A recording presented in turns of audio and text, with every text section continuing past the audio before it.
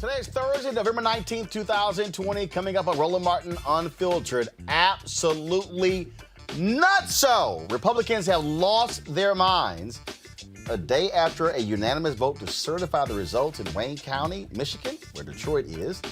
The two Republicans on the board of canvassers now say, no, we want to rescind our vote after they got phone calls from Donald Trump. Then there was a news conference today with Rudy Giuliani. Y'all, if you don't think these people aren't on meth and crack, something is wrong with you. Wait until we show you the bizarre, crazy, undeniably nuts news conference where these folks actually invoke the dead dictator of Venezuela and George Soros. Just go ahead and throw some aliens in there while you're at it. Donald Trump continues to attack the election process, and folks, is getting real crazy. We'll also talk about the nutso drama in Georgia. We'll chat with Congresswoman Lucy McBath about that, plus her new book.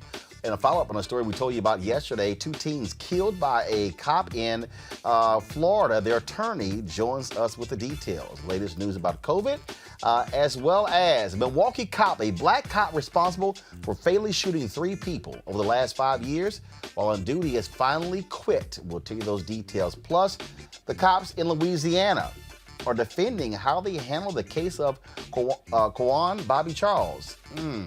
Yeah, we got issues. Plus, folks, just absolutely, plus another crazy-ass white man. This dude in San Francisco, talk about an absolute undeniable racist. Wait to see this video. Y'all, it's time to bring the funk. Roland Martin Unfiltered. Let's go. He's got it. Whatever the biz, he's on it. Whatever it is, he's got the scoop, the fact, the find. And when it breaks, he's right on time and it's rolling. Best believe he's knowing. Putting it down from sports to news to politics. With entertainment just for kicks, he's rolling. It's on go, y'all. It's Roland Martin, yeah. Rolling with Roland now. He's funk, he's fresh, he's real, the best, you know he's Roland Martin now.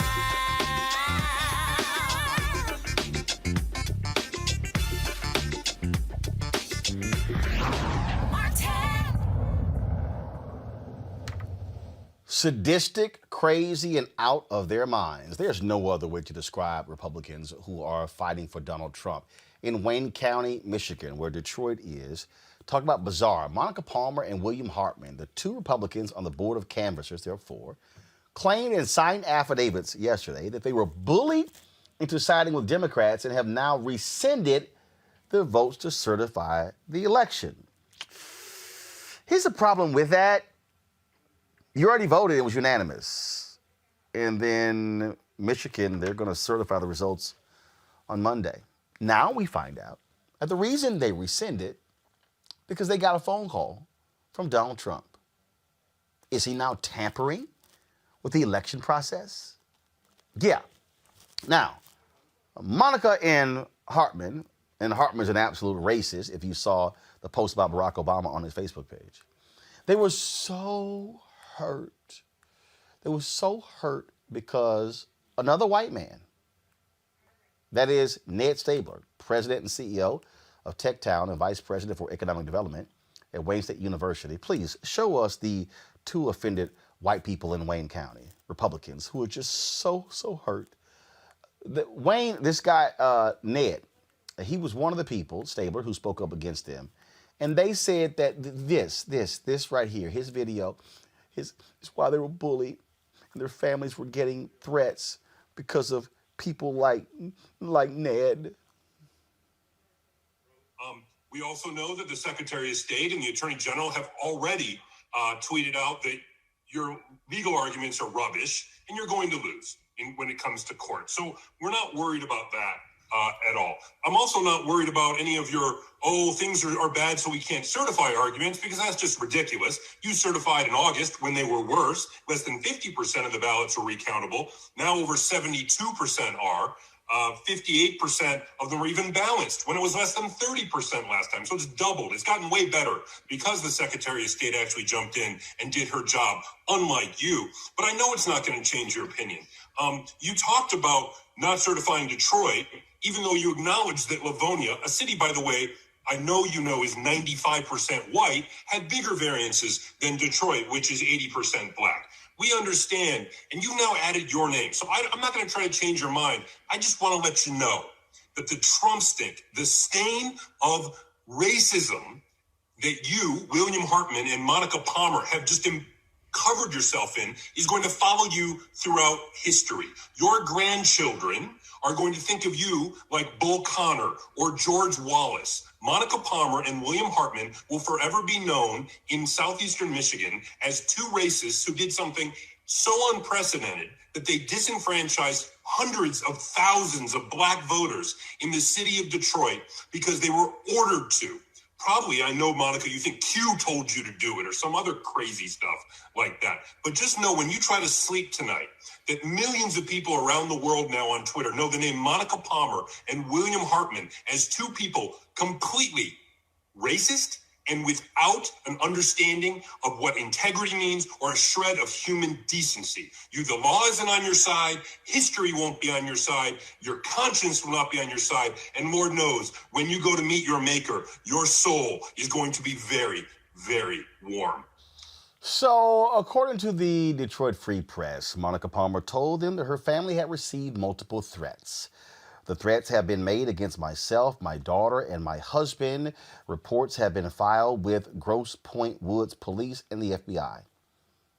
Yet the Attorney General's office of Michigan said their office had not received a referral about such threats from a police agency, but would act quickly if such a referral is made.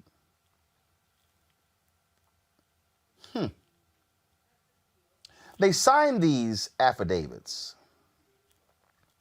because they say that they're rescinding their vote. Now, mind y'all, the vote was, we will certify the results if an audit is done. That was the agreement. They now say, oh, we rescind it because we don't think the audit is going to be done. That actually makes no sense. Joining us right now is Jonathan Kinlock. He is vice chair of the Wayne County Board of Canvassers for an update on this one. Wayne, first of all, Jonathan, this is really stuck on stupid. I mean, this whole deal of, oh, we got doxxed and we were harassed. Wasn't that a public hearing? Which means that a public hearing means you hear from the public. That's the absolute correct characterization of where we were in the agenda. We were receiving public comment, and this came after. We're talking about after Monica Palmer had was pretty much asked if we would consider a motion to certify the election and not include the city of Detroit votes. So when we went to public comment, folks were outraged. And again, listen, hold on. Let's start right there. She had no problem certifying all results in Wayne County except Detroit. That's correct.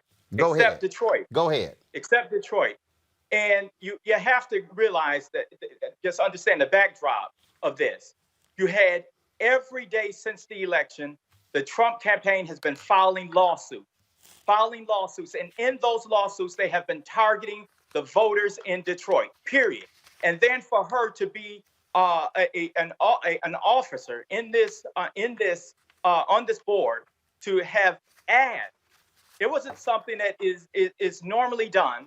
She asked for us to consider, asked if we would consider certifying without Detroit, in which I was outraged, and it was unacceptable for her, and it was totally disrespectful for her to even let that roll off of her tongue. So when the folks began to lash into her and lash into Hartman, it was from the point of the motion to certify not being able to be passed, because they claim all of these issues occurred that warrant them not doing, what is a ministerial duty of this canvasser.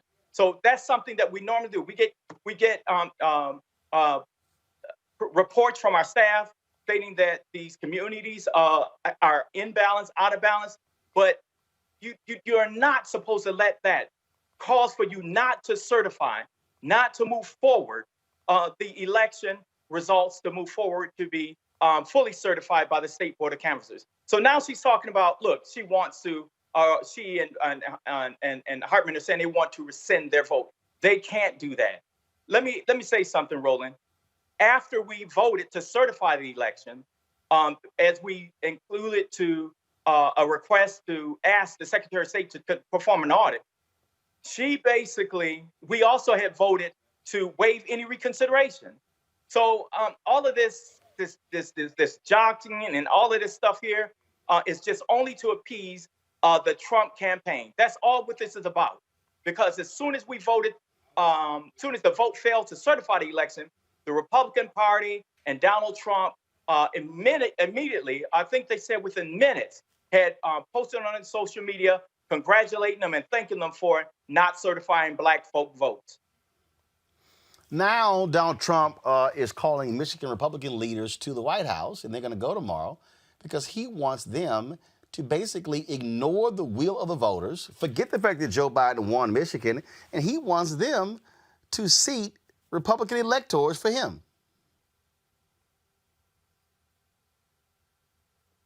Jonathan there? I think Jonathan froze on us. Let me know we get Jonathan back because he froze on us. I gotta bring in Erica Savage Wilson, host Savage Politics Podcast, Dr. Greg Carr, chair, Department of Afro-American Studies, Howard University, Reese Colbert, Black Women Views. Let me know when we have Jonathan back. These racists, Greg, are showing us exactly who they are. They're targeting Black people. It's undeniable. And what you also have is you have Black Republicans who have no courage whatsoever, no guts, don't give a damn about Black people, silent. Republican Party's apparatus, silent. We're going to get to a little bit in a minute that crazy, I'm talking about ridiculous news conference that was, if it wasn't so serious when it comes to democracy, you would have thought that crap was an SNL skit. But that's what we're dealing with. We are dealing with an absolutely out of control, deranged man who is scared to death because he knows what's coming, Tish James. He knows what's coming, Roland. It is remarkable, isn't it? This experiment we call America, that is not guaranteed to continue. These people have abandoned all pretense. Mike Shirkey, who is leader of the Michigan Senate Republican, is coming here to Washington, D.C. to meet with Donald Trump. They're not even pretending anymore. It was remarkable to me that 95% of the vote in Detroit went to Biden, and maybe about 70% of the vote in the larger county, of course. But the local board of canvassers, they're trying to hold this up, and the state board of canvassers meets on Monday. And if they don't do their job, Whitmer can still select and appoint those Democratic, the winner of the popular election, Democratic delegates to the Electoral College. They're not going to be able to overturn this. However, they have now declared, damn any concept of America or democracy, our hatred for Black people, we wear on our sleeves. And whether it's finally the folks in Michigan or Loeffler and them in Georgia or Lindsey Graham out of South Carolina, they are forming, it's not an overreach to call them a clavering. Why? This is the language of the Ku Klux Klan. Yeah. They said, we done dropped all pretenses. Don't count those Black votes. That's it. We have Jonathan back. Jonathan, Trump has actually called the Republican leaders in the legislative body to D.C. tomorrow for a meeting. This is a person, a candidate who is actually trying to interfere with the election process. And we are at a place right now in Michigan history and in the United States history where, you have a president and a Republican Party who are making allegations as it relates to corruption But what they're trying to do is corrupt the process. It is absolutely inappropriate for the president, the Republican Party, or any of these individuals to invite the leaders in the House for the purpose of rigging or to interfere with this election. Let me just tell you something that they're not taking into account. Where they could not get a writ at the county level, they can absolutely go into the courts on Monday and get a judge to order the state board of canvassers to certify the election. It is not a discretionary power that is placed upon the county board of canvassers or the state board of canvassers. So at the end of the day, I think their gamemanship is going to fall flat on its face. This is just, we're at a very, very uncharted point in history. And unfortunately, Donald Trump finds himself on the wrong side of history. And the thing here, Jonathan, the Wayne County Board has voted. What the hell is the process to go, oh, no, I know we voted, but now we rescind? There is no rescinding. After 14 days, the purview of any sort of consideration as it relates to the general election is over, as it relates to all county board of canvassers. All 83 counties across the state lose the opportunity to weigh in after the 14 days. It is now 100% in the purview of the state board of canvassers, which will meet on Monday, period. So there is no rescinding, and they know this. I mean, all of this is just ridiculous to even be stating and putting out there in the public. It's absolutely crazy. Jonathan Kinlock, man, we certainly appreciate it. Thanks a bunch. We'll keep watching what happens there in Wayne County. Absolutely. Thank you for inviting me. I appreciate it. I want to go back to my panel here. Reese, I mean, what we are seeing are corrupt, thuggish individuals. That's what we're dealing with here. We're dealing with the likes of Rudy Giuliani, Donald Trump. They are thugs. There's no other way to describe this. Well, that and white supremacists, white nationalists. We've been saying on this show for months, this is all about maintaining white power. And, democracy or, law and order, whatever kind of slogans are nothing but a pretext for them to use as long as it's convenient for them. And then when it's no longer convenient for it, the hell with it. And that's what they're showing it. This is all theatrics, but for our sake, it's wonderful that we have gotten out of cheating distance, because what this has made abundantly clear is that if this were within cheating distance, we would have a constitutional crisis on our hands right now when the illegitimate president of the United States is obstructing an election tampering. That would be a crisis in terms of this country. For now, we can take it for what it is, which is theatrics, and it's transparently racist tactics. But what I'm hoping, especially Black people out there, are seeing is, number one, your vote matters. Number two, that we have to vote for our own survival in numbers that are not enough just to be the status quo. We have to vote in record turnout just for our own survival. We should be noticing right now that, for another thing, is the silence of the people, the Black rappers and the Black celebrities or whatever kind of celebrities that were touting that Donald Trump was going to invest in the Black community. Donald Trump is perpetuating the notion that Black people are not full citizens within this country by laser-like targeting of our votes. He's unsuccessful, but we should take note of it, and we should take note of the people who are conspiring with him, which is the entire Republican Party. The people who have not spoken out, the Republicans, are cowards, and they're co-conspirators, and they're complicit. We should be taking note of that. And so in the upcoming Georgia election, we understand and we need to vote like our lives depend on it, because Trump is going to be gone, but Mitch McConnell is going to be there. These same corrupt cowards are going to be there. But one thing that Republicans boss up and have the balls to do is obstruct any and everything that helps this country, any and everything that the Democrats do. They grow a pair when it comes to doing that. So we have to do everything in our power to make sure that Mitch McConnell is not the majority leader after the Georgia elections on January 5th. What we are seeing here, Erica, is, first of all, if you're Black and if you were confused as to whether or not your vote mattered, this right here says it all. They are desperate. They are targeting black voters, black people. That's who they're targeting, pure and simple. And so if you black and you think your vote don't matter, boo, they ain't fighting that hard if your vote didn't matter.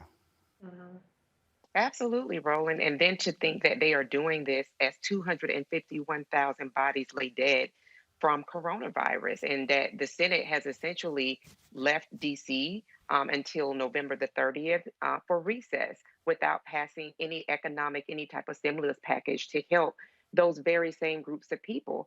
I also believe that this is actually serving as a wake-up call for, again, as Reese said, we've been talking about this for months, for people to understand that you have to engage your electors. You have to be an engaged citizen. And what does that look like? What does that mean? I'm in Georgia, so guess what I'm going to be doing this weekend? I'm going to be talking to rural voters because 600,000 secured ballots have deployed from the state of Georgia, and that's how Georgia was able to secure that 65% of that Biden-Harris coalition to push him over for and flip Georgia blue, essentially. But there's still people that during this runoff election need to continue to be enthused, that they need to be engaged and understand that the process for what they did in the general election starts over essentially again for Georgians as we enter into this all-important Senate election where we would have our Madam Vice President-elect casting tie-breaking votes. So, again, looking at Republicans, they're not trying to engage Black people to bring them into the party. They're only engaging Black people to use them as puppets and as partners, as accomplices to white, as I'm now calling it, white arrogance. They are not interested in pushing a coalition together to help build, to help ensure that people are taken care of. They're interested in very much so engaged in white apartheid. And so people have to understand that these are the things that can happen if, in fact, we relinquish our authority as citizens, the privilege that we have to vote, what we have to do as partners to make sure that people around us to our left and our right and engage our vote, and that we have to show up, if that's every year, if that's every 2 years, if it's every 4 years, whatever that looks like in your local municipality, you have the responsibility to engage, to ensure that these fractures, these fissures that do keep our democracy together aren't completely broken. When we talk about, again, the madness today, y'all, I can't even call this a news conference because there was no news. Before I get to that, what we're really seeing right now, folks, and we do not use this word in this country, but it applies here. We are seeing a Republican coup. Oh, yeah. We are seeing the Republican Party, led by Donald Trump, and his minions and his imps try a coup. The people have voted. He's lost Georgia, Michigan, Wisconsin, Pennsylvania, Arizona, Nevada. Joe Biden has 306 Electoral College votes. Joe Biden is on his way to the most votes ever. 80 million votes.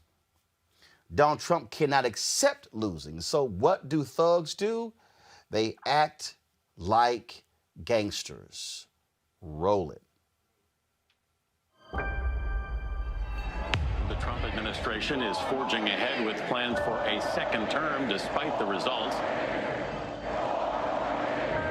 This is some crazy thinking going on inside that White House. The damage of this is incalculable. We need to be really clear about what's happening. This is an attempted coup. There will be a smooth transition to a second Trump administration.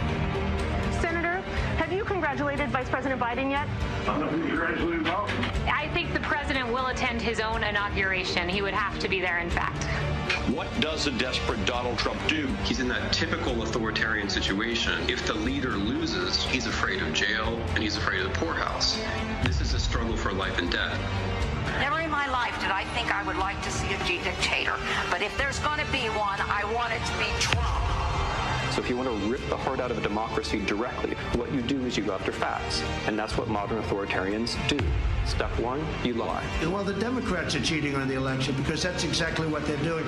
We will win win this. Frankly, we did win this election. Step 2, you say it's your opponents and the journalists who lie.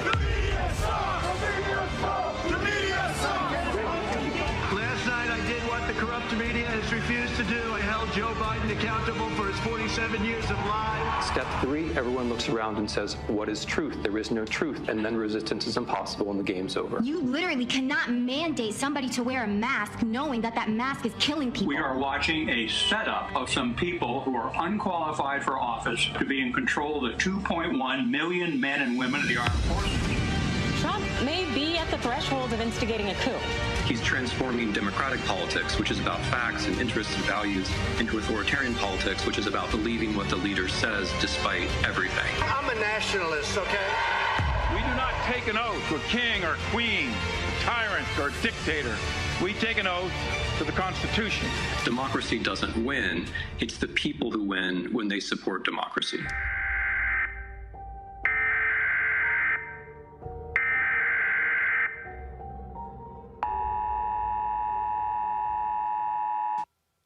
So, y'all want to see the coup in action?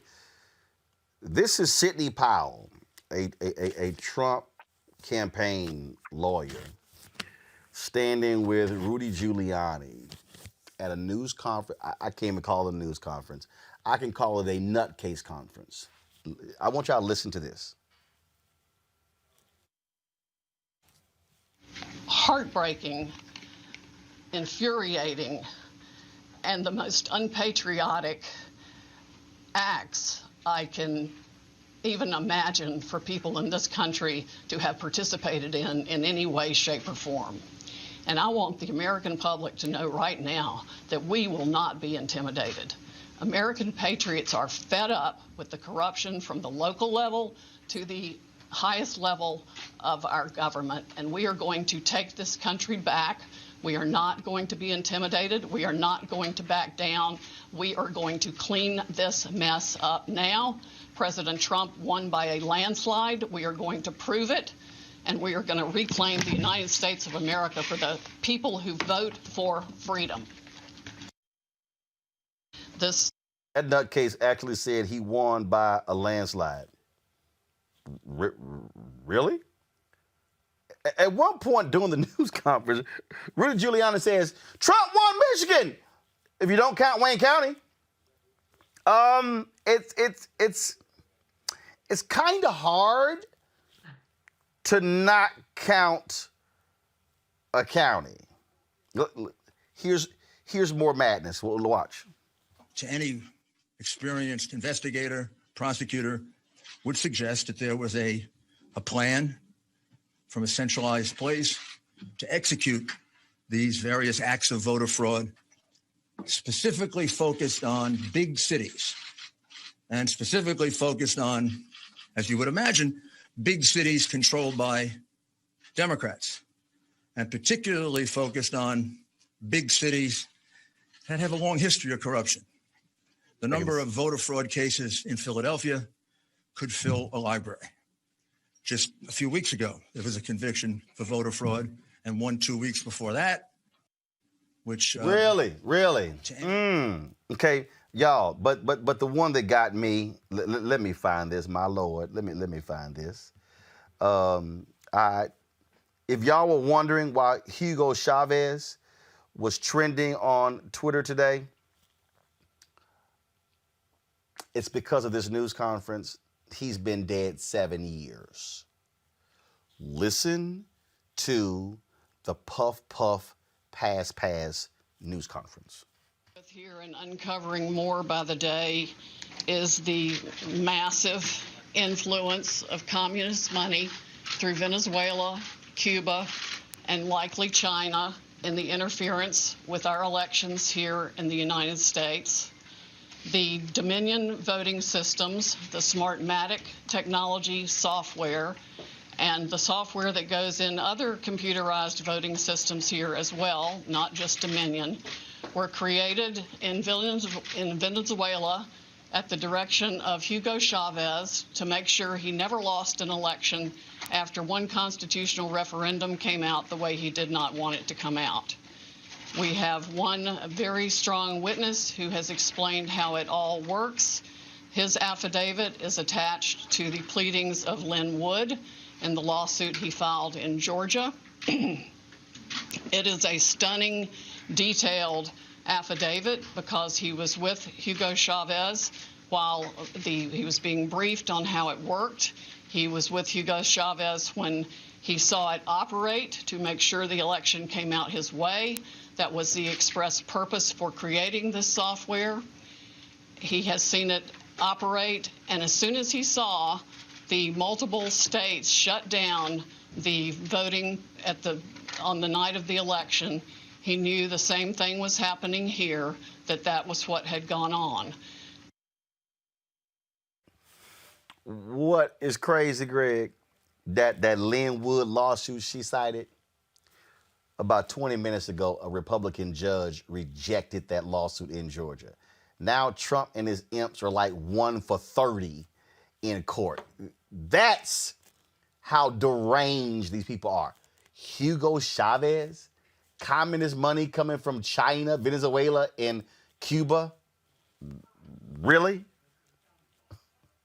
Well, Roland, I think you're identifying the problem, and Erica really put her finger on it when she mentioned apartheid. Everything that happened after 1948 in South Africa under the National Party that took power in 1948 and implemented the apartheid laws was legal.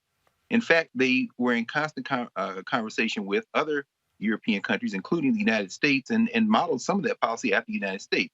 You know, what if those judges had ruled in the other direction? In other words, you know, when people say democracy is fragile, you know, my little quibble with the clip that you showed about them saying they're attempting a coup and this goes against the Constitution, it doesn't go against the Constitution. That's the whole point. So when Reese says the Democrats need to grow a spine, they're going to have to become a different party than they've been because they're operating with the same mythology as the Republicans, as if they are ruled. Now, I trust Hugo Chavez, and then for those who hear the name Chavez and cringe, I suggest you watch a documentary called The Revolution Will Not Be Televised. It talks about the coup against Chavez in Venezuela that was fomented by the United States of America. I trust Chavez before I do that white woman right there because we don't share anything in common other than the fact that we came out of our mother's wombs on the same landmass. There is no American concept that they're ruining. All of this is legal to the point. And you hear the key words now when they say Democrat. They mean black people and non-white people. When they say big cities, they mean black-controlled mayors. When Rudy Giuliani says history of corruption, he means post-voting rights act. When they say patriots and freedom, they're talking about white people. This is the language. Erica nailed it. This is the language of the National Party in South Africa in post-1948. When they say communists, they're not talking about political ideology. Most people who are scared of communism can't spell the word, much less explain to you what it is. They mean non-white people. These are white nationalists, and there is no structure in America that doesn't do anything other than support this kind of business. The only thing I would say now is if the Democratic Party wants to indeed, and I agree with you, Reese, if the Democratic Party indeed wants to be something different, this is the moment. This is the fulcrum.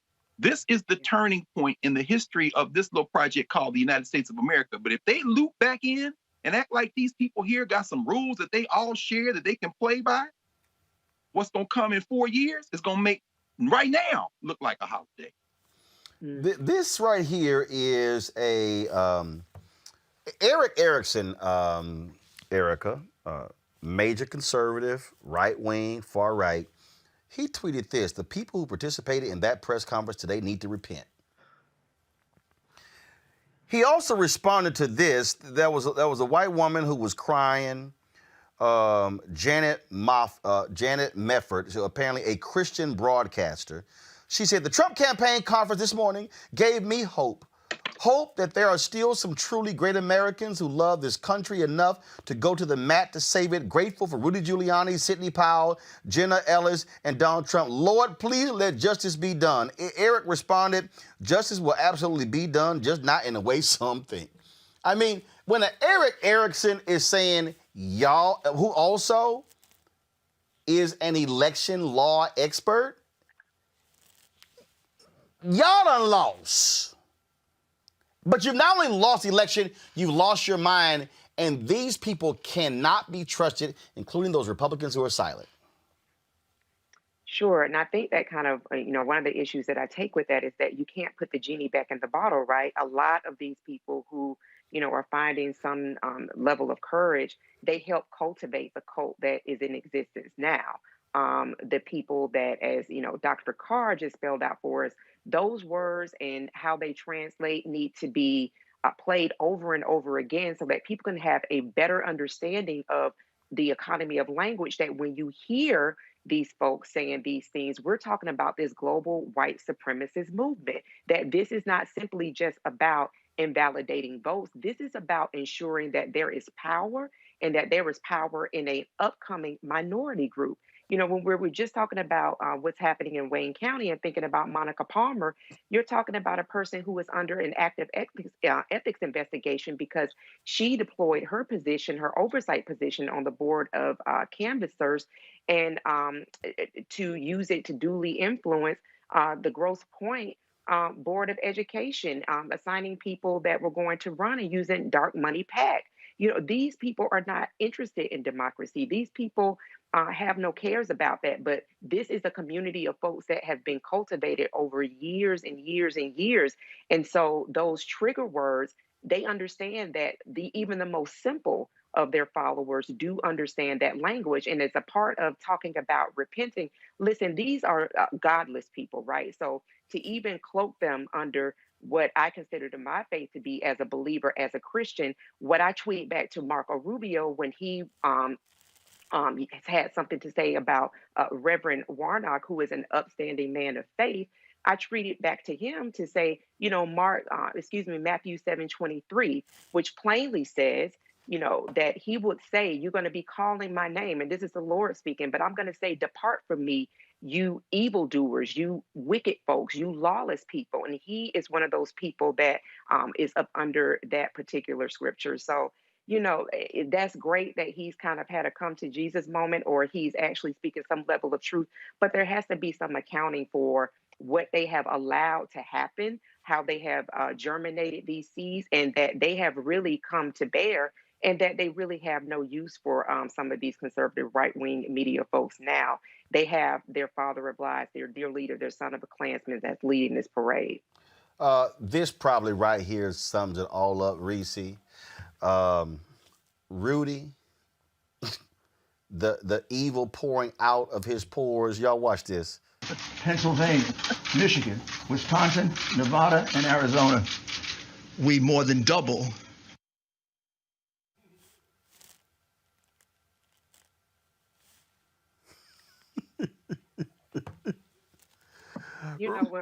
His hair dye was running down his face. He was sweating. We more than double. I mean, that's what evil looks like right there. Right. Go on. Going back to that shot. I gotta go ahead and get that shot right here. Right there, y'all. Right there. Drop the lower third right there. That's evil. That's evil right there, Reese. I mean, demon spawn is melting in front of our very eyes. But, the one thing I will say is, I mean, as Erica pointed out, these people they're not people of conscience. They're not people of any kind of morals or ethics.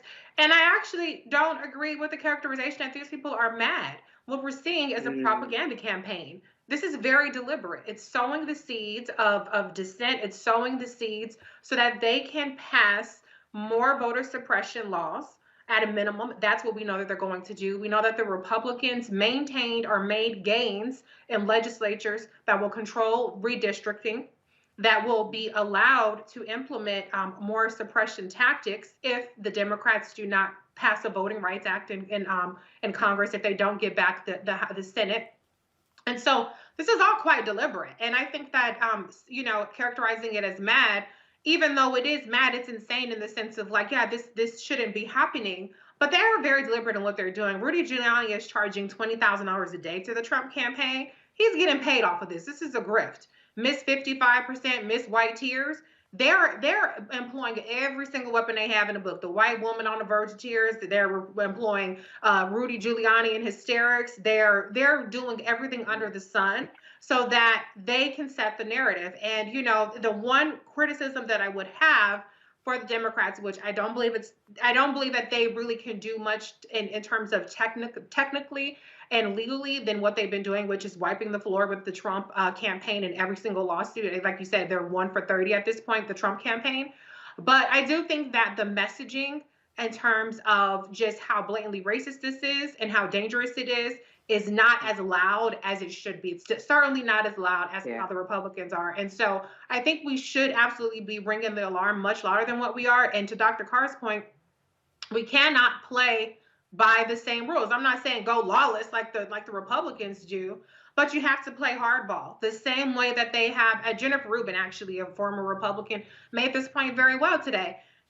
The same way that Republicans make every Democrat seem like AOC, the big back boogie woman, or Bernie Sanders, Democrats should be doing that. Mitch McConnell should be one of the most reviled names in the country, just like Trump is for half the country at least. And they just let them get away with all these things. And so I think the Democrats, I'm not criticizing their legal tactics because they're successful. And I'm not saying that they should be out there, Antifa versus, the Proud Boys. I'm not saying to that extreme, but there should be more messaging and more pushback and more red alarm fires on this, instead of what I see a lot from the Democrats, and in particular from the progressive wing, is all laser focused on trashing the incoming Biden-Harris administration when we have a crisis in front of us right now. Look, I think part of the deal is when something is so crazy, there's no amount of engagement that you can do that's going to bring any level of common sense. And I think what the Democrats have done, I think what the Biden-Harris folks have done, is say, you know what? We're going to let your crazy shine. You're going to keep losing in court. And again, I think that's what they're doing. But the problem, though, what we're seeing is that the Trump people are by design laying landmines to screw the Biden-Harris folks. Now, but here's the problem. They're limited because they control levels of power. The reality is, by law, this whole deal, until it's certified, I don't have to release anything. They can be making a lot more noise, I understand why they're doing what they're doing, but the bottom line is, some group should be swinging like crazy. And to me, those are House Democrats and Senate Democrats, but they're not necessarily doing that. Speaking of House Democrats, we've been talking about, of course, the Georgia race. We're going to get back. All this stuff is all tied in, y'all, the lawsuits and everything. And we're seeing all the attention right now on Georgia because of those two critical U.S. Senate races. Raphael Warnock running against Kelly Loeffler. Then, of course, you have John Ossoff running against incumbent Senator David Perdue. It's all about registering people. It's all about getting the votes out. And joining us right now is Congresswoman Lucy McBath. She won her very hotly contested race, and so she is returning for her second term in Congress. She also has a new book out, folks, and that book is, pull it up, please, is Standing Our Ground, A Mother's Story. Of course, we all know the story of her son, Jordan Davis, being shot and killed there in Florida. And the man who claimed the music was being too loud, he is sitting in prison right now for the murder of Jordan Davis. Congresswoman McBath, glad to have you on the show. You're seeing what's playing out with these crazy Trump people. You're seeing the lawsuits, but you're seeing the direct attack on black people. They are attacking black voters in Atlanta, in Philadelphia, in Detroit, in Milwaukee. That is what we're seeing. It is undeniable that there is a direct assault on the integrity of black voters in this country by Donald Trump and the Republican Party. Well, I mean, you've absolutely right. Only we've got to stand up and call it out as what it actually is. And we've seen the assault most definitely in Georgia. It started in, this is the same voter suppression, everything that we've seen that we've been fighting for generation after generation after generation. I think everyone saw across the country what happened to us with our primary elections June 9th. And that has never ended. Of course, what you see happening in Georgia now with the recount and all these kinds of things, it's simply because, voter suppression is still alive and well. And we still have a blanket across the nation, just all kinds of exercises and trying to suppress our right to vote, exercise our voice as to what's important to us. We have become now as a community, people of color have become a community of a major voting bloc in the nation. And of course, they want to silence our voices because we, as we have seen, have been able to have such tremendous power in who we elect in our national politics, our state politics, and our local politics. And we flipped Georgia. All the work that we've done here in Georgia, that's indicative of us using our collective power, doing a lot of massive organizing, mobilizing on the ground. Stacey Abrams has done phenomenal work since her historic bid for office in 2018. She's over 800,000 people she re-registered. And Fair Fight and all the other organizations that are working collaboratively together have done this. When we stand up and we fight and we vote, we have power. And I think that is the backlash that we see happening across the country everywhere. When you see the attacks, when you see the lawsuit, when you see all these things, you heard what Reese just said right there, and that is we get why the Biden-Harris team is doing what they're doing. But Democrats also got to realize there's no compromising with these people. There's no, you can't, because what they are showing you who they are. And this whole idea of, once it's all certified, Donald Trump's out, Republicans are going to go back to being, no. This is who they are. And to me right now, Congresswoman McBath, this is roll call.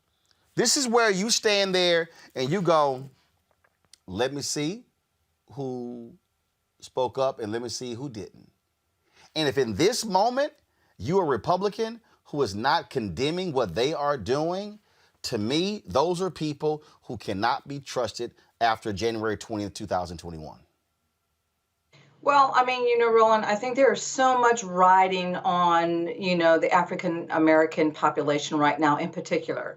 So much riding on Democrats, the party in particular.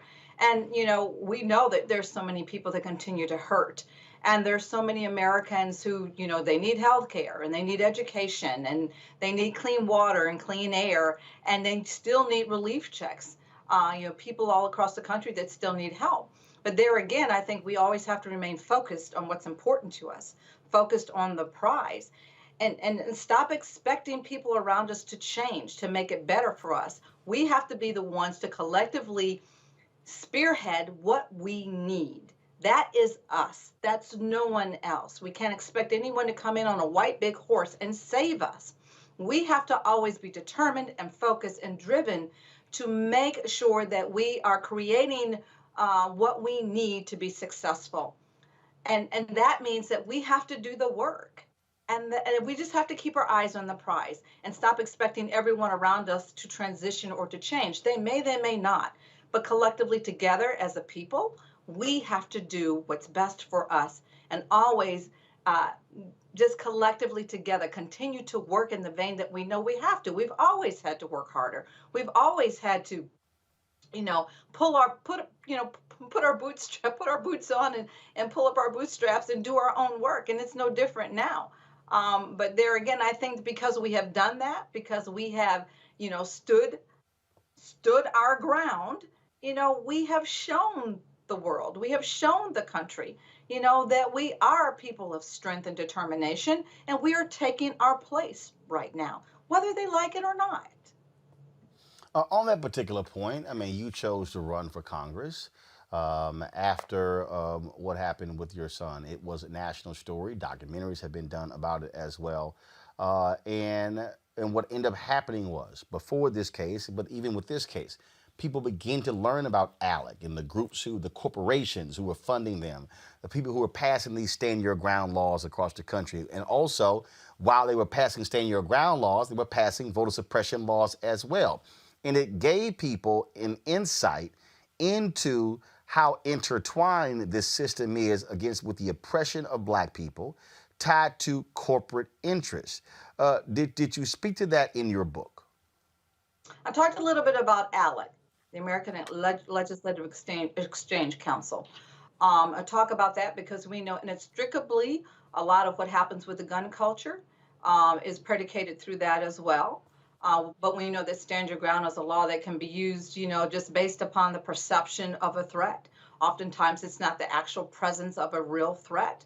And the expansion of this law alone has been used, by the Republican legislature, by the NRA gun lobby, gun manufacturers, and of course, we know it's been used by the business community, the Republican business community, the white business community. I mean, it's all interconnected. I say that they're all bedfellows. And we know that this law has disproportionately affected communities of color. That's the reason why my book is called Standing Our Ground, because the Stand Your Ground law has been used all over the country, disproportionately used against young Black males and communities of color. So, that's where we are. And that's the reason why I ran for office, too, because beyond just being an organizer on the ground and mobilizing for gun safety advocacy, we've got to be able to mirror the two with federal legislation and state laws as well to really be able to really just define how we're going to make sure that we're keeping our community safe, keeping our people safe in our own communities. And that's something that we just have to absolutely do. Panelists here got questions. First off, Reese Colbert, question for Congresswoman Lucy McBath. Hi, Congresswoman Lucy McBath. I'm so honored to be able to ask you a question. I think you do amazing work. Thank you for your leadership.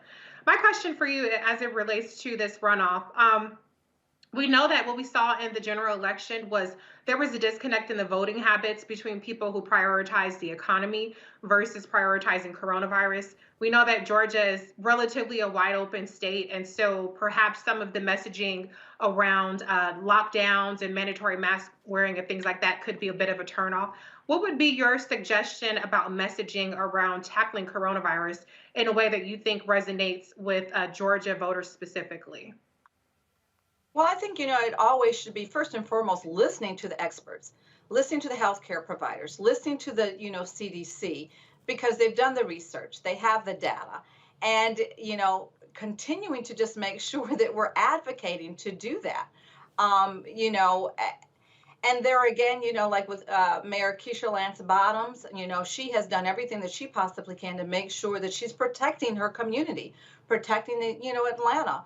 Of course, we have a governor who has thought otherwise, but I have to applaud her, and I applaud everyone that is diligently following the science, and we should be we should be following the science that substantiates that, the only way to make sure that we can stay safe is one, make sure we're wearing masks, washing hands, and social distancing. So, we just have to continue to beat that drum, because when we don't as a community, as a minority community, we die. Erica Savage. Good evening, Congresswoman McBath. Such a pleasure and honor to speak with you, and congratulations on the new book. Cannot quite wait to get that from my local indie bookstore. My question to you, as a fellow Georgian, someone who is from Georgia, with the Senate runoff election, we were just talking about moments ago how this process for absentee ballot requests essentially starts again and anew, and that the way that the Biden-Harris ticket won Georgia is largely through absentee ballots. What is the messaging that your office, that you are communicating to Georgians around ensuring that they are making sure that they are securing an absentee ballot, and particularly for college students, those that are on campus that will probably be leaving to come home, to ensure that they have a temporary mail address to make sure that the absentee ballot goes to wherever they're going to be for their winter break? Well, thank you for that question. We're doing everything that we can in our office to help drive voter turnout. And as we've often said many times before, make sure you get to the polls early, or send in that ballot early. Whatever you choose to do it early, because we know that historically when we vote early, we're winning the early vote. And, we've got to be able to do that to help ensure these seats. And we've got to request these ballots. We've got to request them early. I can't tell you how many people I talked to who waited to the last minute to request these, vote by mail ballots. And then it was just absolutely too late. So just doing everything in my power to make sure that we let people know what those voter guidelines are, what those deadlines are. You know, go ahead, get that early vote by mail ballot, send it in right away. Make sure that you complete it in its entirety. Don't just stop at the top of that ticket. Completely follow the entire ballot. I mean, you just have to make sure that you're following every semblance of a guideline or instruction to make sure you're voting properly. You know, we've got field teams throughout the state that are following up with people who've submitted their ballots.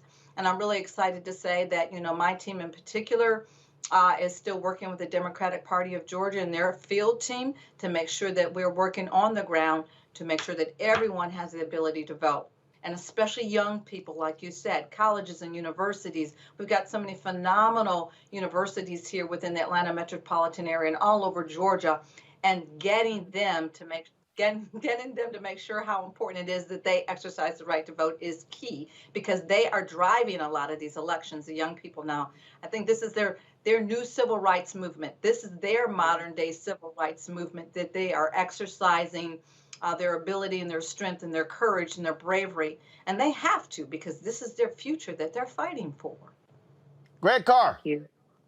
Thank you, Roland, and thank you, Congresswoman McBath. Congratulations on your reelection by a wider margin in the Georgia 6th. I mean, you seem to have struck on the right balance to be able to continue to build consensus.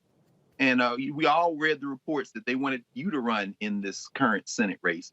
And I guess that really leads me to my question. I know you're a strong advocate of education. I love that mug, by the way, the Tears of the Gun Lobby mug you have. I love that. But you know, there's a slimmer majority now in the House. What's your message? I think about you, Jahana Hayes, and a few others, you know, Black women who have figured out a way to kind of blend the progressive agenda with an ability to continue to expand. What's their message to the Democratic Party on what the Democrats should be doing now, not only to secure the upcoming election, but to begin to build a real consensus of people in this country so that we don't have to continue to play the old games of centrist triangulation? You know, you seem to have discovered a path. What's your message to us? How should we be thinking about party politics now? Well, first and foremost, I mean, I think we always have to be working hard to show results for the people that elected us, you know, and really paying attention to their needs and really being invested. But and the thing that I like to think right now, though, is that, my classmates, my freshman classmates and I, particularly women of color, you know, we spoke and told our stories. And yes, we have stories, you know, and we're just like, any other woman that has lived experiences, raising family, teaching our children right from wrong. And we've been invested in our communities, invested in the workforce. We've been invested in our churches, and so we told our stories. And I think what America's finally beginning to recognize is that we're no different than anyone else. We are as qualified, we are as capable, we have what it takes to take these seats. We just happen to be Black women. Thank you. All right, then. Well, Congresswoman, we certainly appreciate it. Thank you so very much, folks. Again, the book, please pull it up for us, for our viewers, so they can be made aware of the book. Let's go. Standing Our Ground, A Mother's Story, Congresswoman Lucy McBath. We certainly appreciate it. Thanks so much. Look forward to having you back. Thank you. Take care. All right. Thanks a lot, folks. When we come back, we'll talk about there's another case out of Florida. 2 Black teens shot and killed by a cop there. A stunning, stunning story. It makes no sense. We'll talk with the family lawyer next on Roland Martin Unfiltered. This is whatever. I think what it is authenticity. Somebody who is going to say it just like it is, unapologetic, unfiltered, and they're saying, that's what I want to hear. I don't want to hear, the niceties and let me go ahead and spin it. No, I want somebody who's going to give it to me straight and say the way it needs to be said. Well, I think so, and you know this better than anybody else. You and I and those who will speak our mind, we're going to be criticized, we're going to be attacked, but that really doesn't bother us. I mean, we've been through this, and we're going to continue to go through it. And I'm just pleased that we've been able to send a signal to young people that we care about these issues so very much. We're not going to play politics with them. We're not going to try and hide whomever we are behind the kind of language that they don't understand. And so because of that, this authenticity that you're talking about is helping us to realize a whole new era.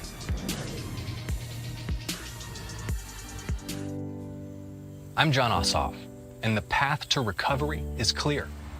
First, we listen to medical experts to control this virus.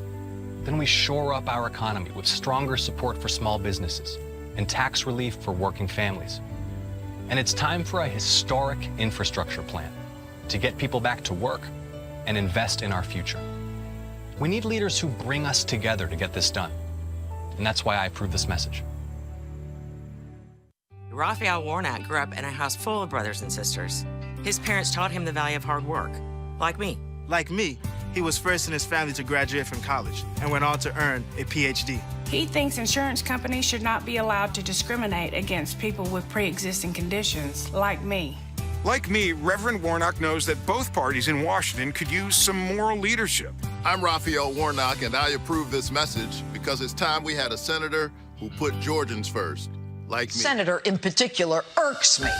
A Senator Kelly Loeffler, not elected, but appointed just a couple months ago. Records show Loeffler and her husband, whose company owns the U.S. Stock Exchange, sold stock valued between $1.3 and $3.1 million. Kelly Loeffler bought and sold stock shortly after a classified briefing on the virus. They knew the market was going to tank, and they sold based on that inside information. Some of the holdings she shed were in energy, automotive, retail, and airlines. Look, Marie, it's not just what she sold, but it's actually what she bought. They bought things like Amazon, Citrix Systems, company that obviously was going to do well during a shutdown, while still reassuring citizens that the U.S. was prepared. We have Americans across the country who have seen their 401ks plummet. Were you trading on inside information about what was coming? Folks, this woman is knee-deep in the swamp, and she just got there. What's going on? This is Tobias Trevelyan. Hey, I'm Amber Stevens-West. Yo, what up, y'all? This is Jay Ellis, and you're watching Roland Martin Unfiltered.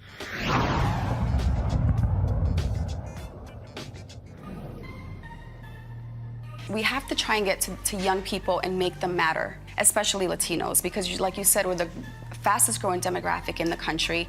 I myself talk to people all the time. They're like, the kids in my family that are now eligible to vote, they're like, yeah, but you know, it's just such a big task. It's so overwhelming. And I'm like, yeah, we're not changing the world in one day. We're just trying to make a small difference, and you do matter. Your vote does matter.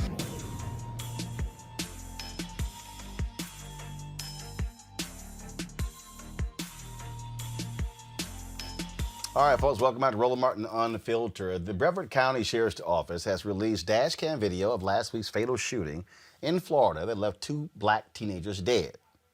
Here's a video. We showed this yesterday. We want to show it to you again. Check this out. Stop the vehicle! Stop the vehicle! Stop the vehicle! Stop! 1033. Stop the vehicle, goddammit! Stop! Stop! Now, the teens identified as 16-year-old A.J. Crooms and 18-year-old Sincere Pierce were fatally shot by deputies who were conducting a stolen car investigation. A mother of one of the victims said her son got in the car with friends around 10 a.m. Friday, November 13th. He and his friends then started driving away when all of a sudden deputies pulled up behind them and told them to get out of the car. That's when she pleaded with the officers and begged them to not shoot her son.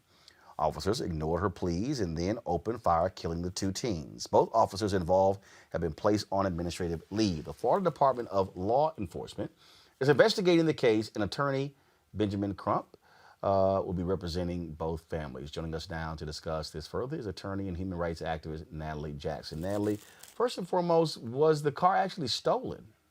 No, the car was not stolen. We actually have interviews from the young lady whose car it was. Her A.J. Crooms was her boyfriend, and he was driving her car. And I think that's really, that starts where we need transparency in this case. The Sheriff's Department issued a statement after this happened on Friday. On Tuesday, the Sheriff's Department issued a statement saying that they were driving a probable stolen car. At that point, the sheriff knew that the car was not stolen. And I think that from there on, we've just kind of gone down a rabbit hole as far as what the community believes from the sheriff's department and if they're going to get a transparent and fair investigation. So where did the stolen car line come from? Did somebody call it in to say the car was missing? No, this car was never called in and reported missing. Apparently, and I don't even know if this is true. And that's the problem when you have a sheriff who issues a statement with a known falsity in it. You have to question everything else that he says. But apparently, they were doing an investigation of a stolen car, and they thought this was the car. Whoa. They were doing an investigation, and they thought this was the car. Yes. So they decided to pull this car over. Now, we only see have they released the full dash cam video to show? So we have the dash cam video right here. Guys, go to this video here. This in-car camera. This is, now stop it right there. Stop it, freeze it, freeze it. So the vehicle that they were, the two teens were driving, that's their car, correct? That is AJ Crooms, who was the driver. That is his girlfriend's car. And he's driving his girlfriend's car. She's not in the car, right? No, she's not in his car, but he's right. Driving with her permission. Right. And so, and whose driveway is he pulling into? That's in a neighborhood. So what we do have is ring cam video from the neighbors, and surveillance videos from the houses of the neighbors.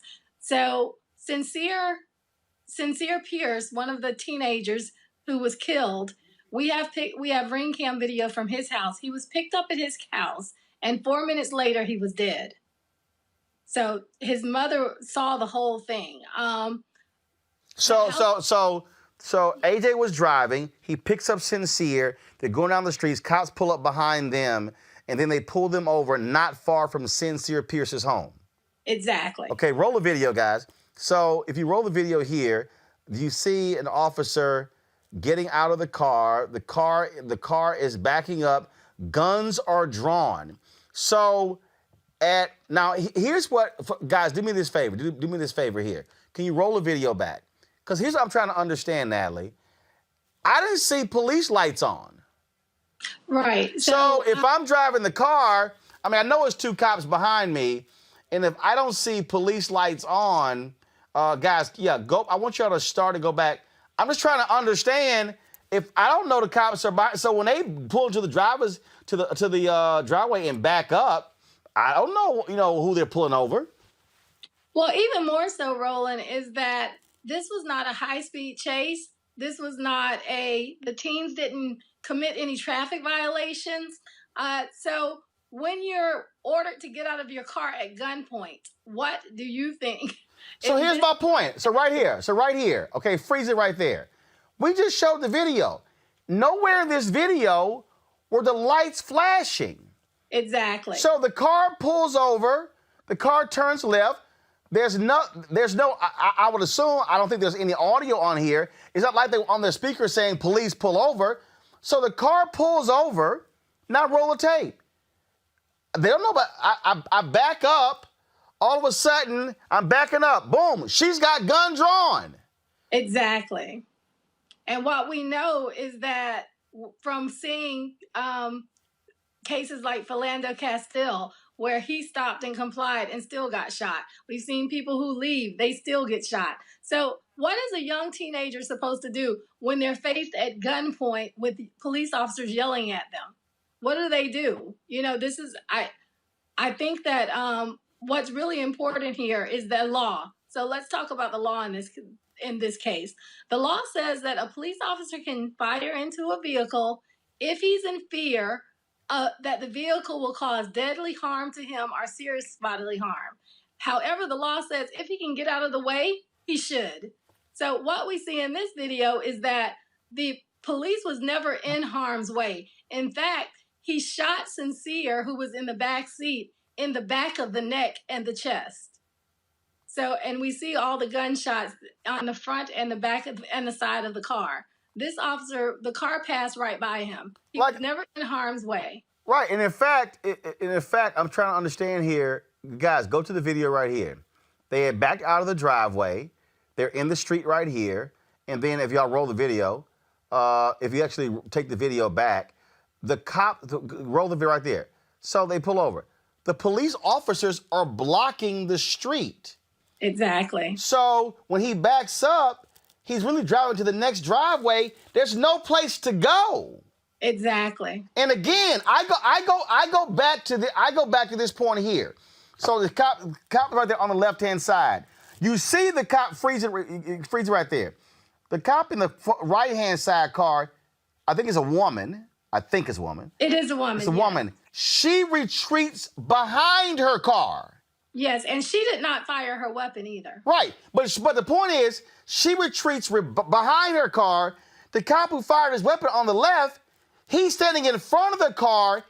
When he's shouting, he could have done the exact same thing she did, which was retreat behind the car. So if you're thinking they're going to run me over, they're not. No, what does he do? Roll a video. He actually moves forward to the car and then fires into the car. Right, and follows the car and continues to fire into the car as he's following it. Wow. And that is what, and Roland, I want to make sure we understand, this is a 16-year-old boy that died and an 18-year-old boy that died. And these are boys who, sincere, like I said, he had just left his mother's house 2 to 4 minutes prior. That is beyond sad. And all of this was in Sincere's neighborhood. All of this that happened was in his neighborhood. It is very sad. And I will tell you, the thing that I'm most worried about in this case is when people say, why didn't they just stop? Because as a young Black or brown man in a disadvantaged neighborhood, when police pull up on you with guns drawn and you have done nothing, there is a fight or flee mentality there. What do? We've seen this over and over again. So I'm flabbergasted when people ask me, why didn't they just stop? This here's some video that's on Twitter. There were a protest that took place yesterday there in Brevard County. Folks are certainly still outraged by this. Natalie Jackson, appreciate it. Certainly keep us updated on this case. Thank you, Roland. I appreciate you being the truth seeker and helping us with this. All right, thanks a bunch. Go to my panel here. This, Erica, is so disturbing because, again, it goes to police action. It goes to decision making. It goes to you're pulling somebody over allegedly for a stolen car. We find out no, there was no stolen car. Now, 2 young brothers are dead. 116, 118. Woo. Yeah, this does not get any easier. And for anyone that is related to those families, my sincerest condolences, because these are 2 Black children who had promise over their life. But again, we see actions by the state who are birthed out of slave patrols since 1704, who really don't have any oversight, who are taxpayer funded, that sign up for these positions to protect and serve, but what they actually are is executioners. And honestly, I don't give a damn what defund the police or abolish sounds like. It's time to do that. Because if anybody believes that reform is possible with people that use Black faces as trigger practice and then go out and actually execute Black and brown bodies on a daily basis, we make up 13% of the national population. I'm going to quote Project Pat from Cheese and Dope, just one little sentence. Use a damn fool. It's not going to happen. There has to be accountability now. It is always difficult, Greg, to play one of these videos, but it's also important for us as we deconstruct them. It is very difficult for mothers and fathers of black teens. I've got two twin 16-year-old nieces in my house. Do not have nephews who are in my house. But I can tell you right now, it would be scary as hell. It would be scary as hell to every moment one of my black nephews would leave the house. I mean, Natalie the boy left the house and was dead 4 minutes later. Roland, this is the beautiful thing about life. Every moment we get to choose differently. And I know we were all thinking about it, listening to Congresswoman McBath and looking over her right shoulder, and you can see that picture of Jordan Davis, her son, back there. Erica's right. I mean, you're a damn fool. And I'm listening to Eric. I'm listening to you say something about your son. Mm-hmm. And we know that none of us are safe. So I'll just say this very quickly. I'm glad to hear Natalie Jackson. I certainly am confident that she not only knows the law, but is going to be in the street. To our brother Ben Crump, I would say this. We got a lot of lawyers, Roland, in the United States and in the world. And this isn't in any way a critique of Ben Crump, but there's a certain aesthetic of pleading. There's a certain aesthetic of kind of a kind of diminished capacity to exert ourselves that hardens in these narratives. You see the execution, then you see the pleading, then you see the idea of asserting some notion that there are some rules that are being played by. So let's set aside the kind of Crump universe. I'm just going to label it that. Again, not being critical of Ben Crump, but saying we've got to break out of this idea that there are rules.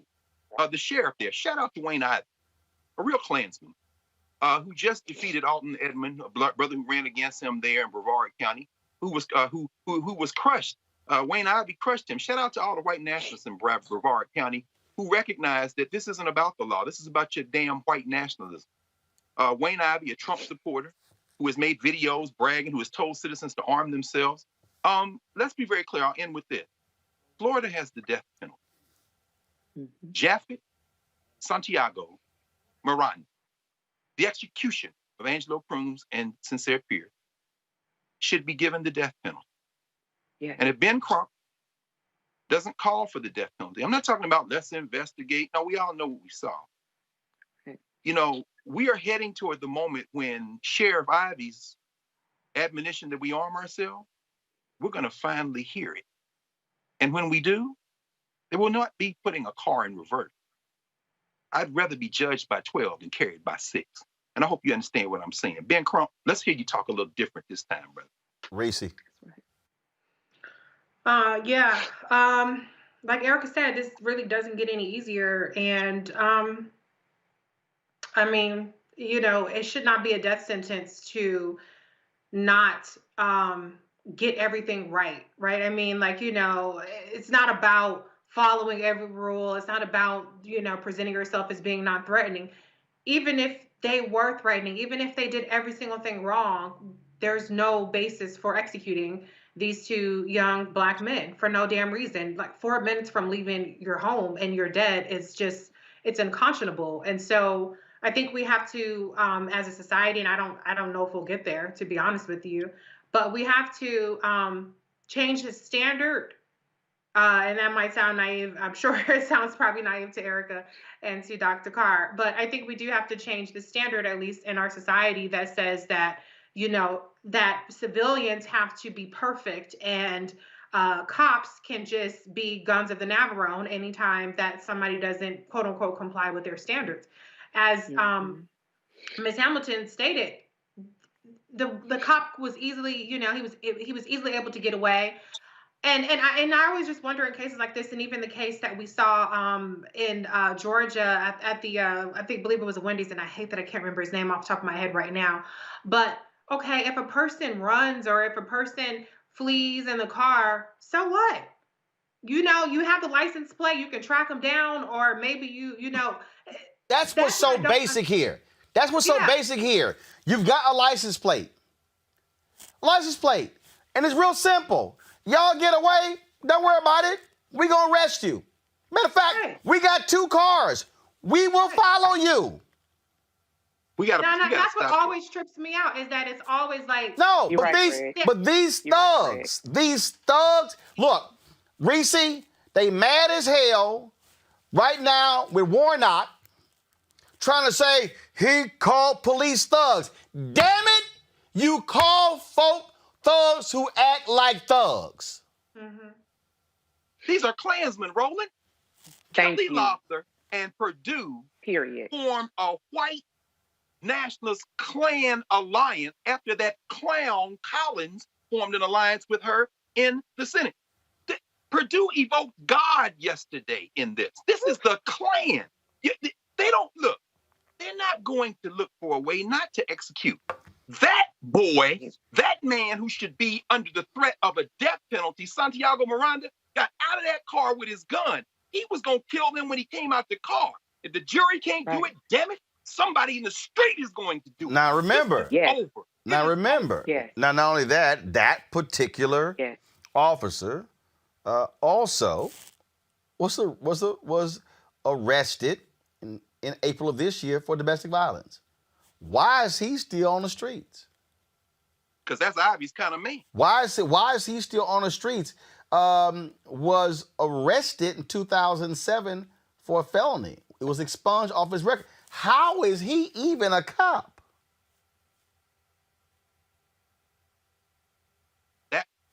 Ivy, the sheriff of that county, has gotten praise for leading domestic violence initiative. He was found, go to my iPad. He was found, this name is Japhet Santiago Miranda. He was found guilty. Records from the Osceola Clerk of Court show that in 2008, he was found guilty of burglary to a dwelling unarmed, as well as aggravated assault with a firearm. Then, according to, it says, it is not clear how Deputy Miranda was able to be hired as a Brevard County Sheriff's Deputy with those charges, but the name and date of birth are a match. Also, again, it's not clear if this was from the, it's not clear if he was disciplined for the domestic violence charges. In January 2019, he was recognized as Deputy of the Month.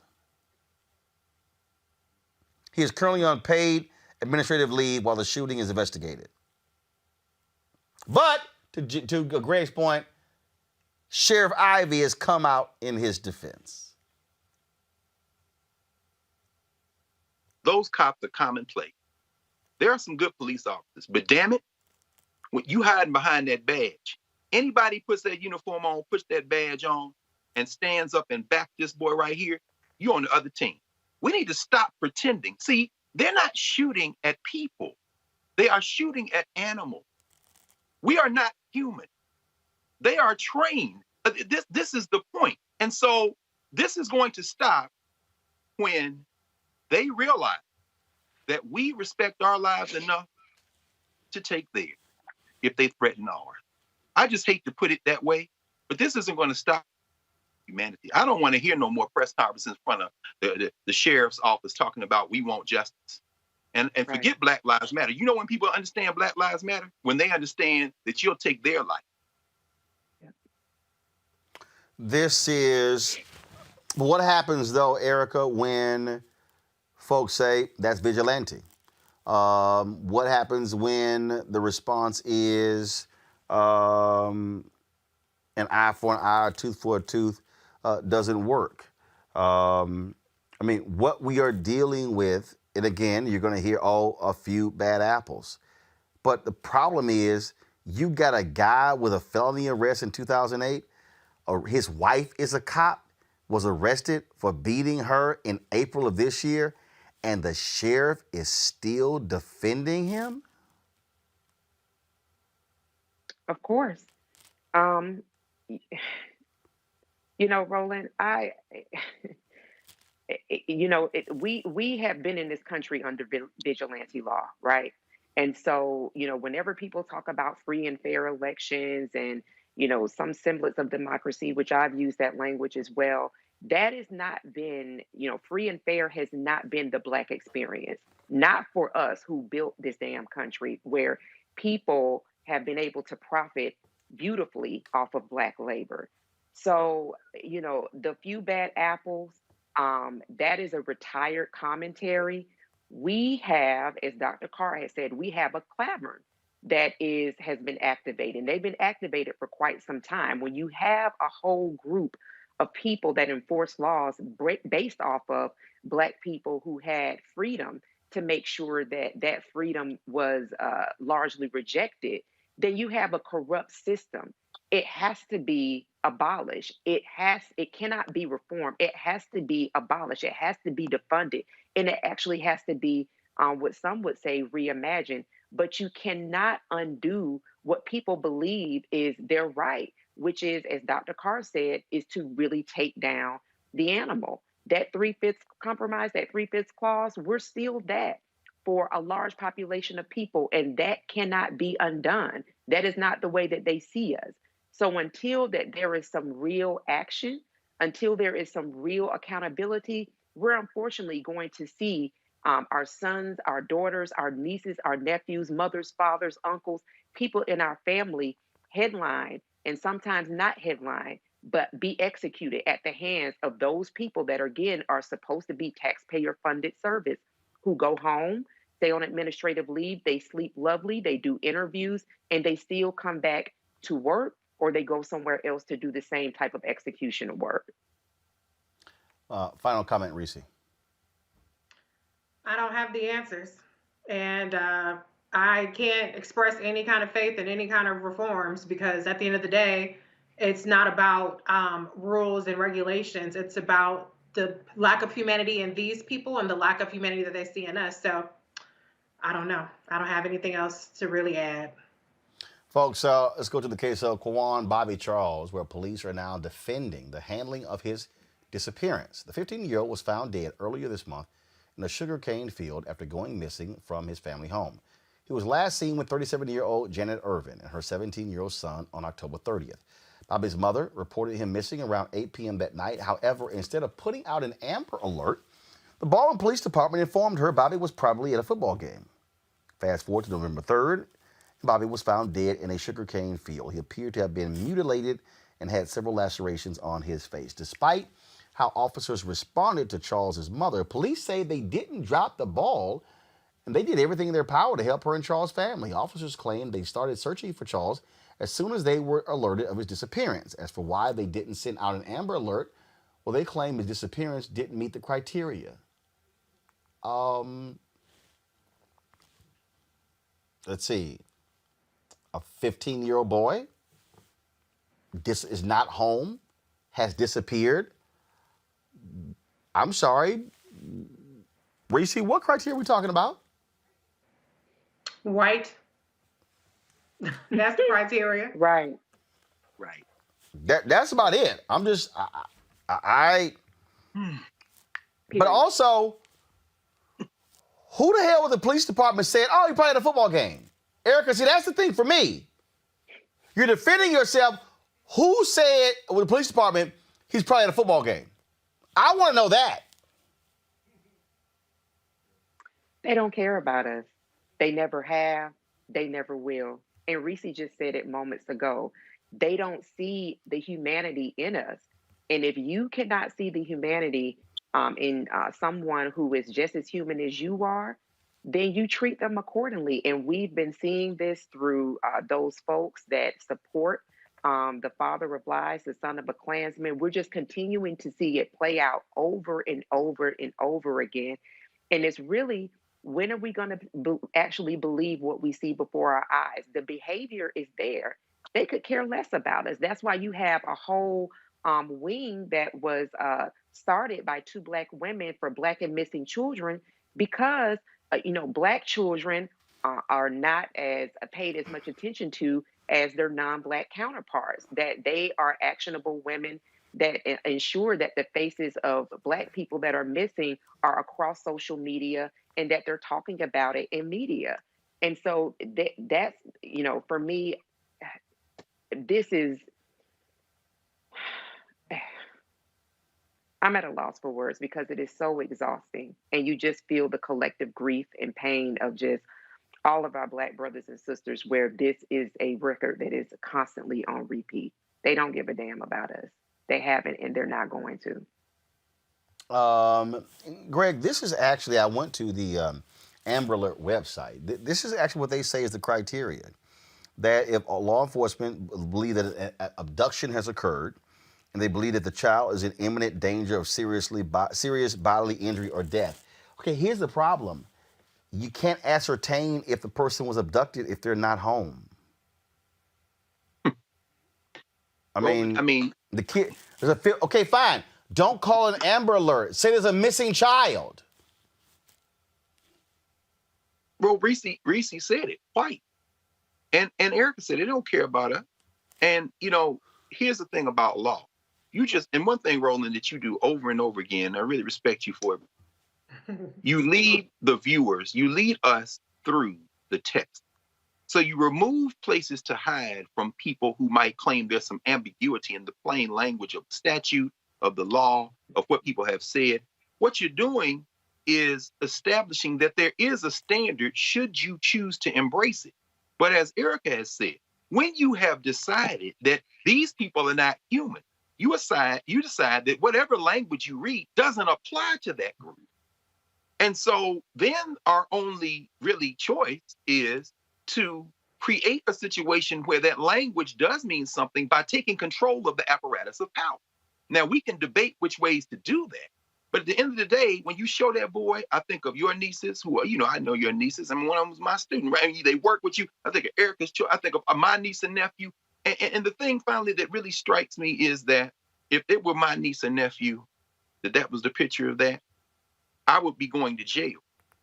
But I would be going to jail with the blood of whoever did it on my hands. And I would revel in jail. I could read, I'd write, and so, but I would be comfortable with whatever life I would have to leave until the end of my life. And my question then to us is, what is it about us that looks at a child like that and doesn't see your niece and nephew or Erica's son or my niece and nephew? What has come over us so that every time these staunch murderers, whether they be police in the street, whether they be Mitch McConnell and them who just trying to put some more people on the Federal Communications Committee today, pass 4 more judges, or Elizabeth McDonald, what is it about us that, we don't see chinless Tom Cotton down there in Georgia with his Klan friends running for this Senate? How come we can't see them for who they are, and how come we can't look in the eyes of our own children and make a decision that either we are going to transform this society or there ain't going to be no damn society? Because they've already shown us that is the line they've drawn.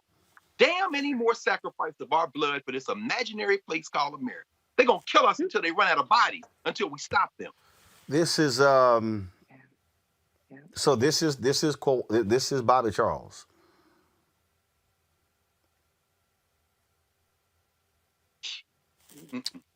That's how Bobby Charles left home. I'm warning everyone right now. I will give you 20 seconds to turn away. I did not want to have to show this. If you want to, I see Erica turn her computer off. I totally understand. Go back. This is Bobby Charles. This is also Bobby Charles.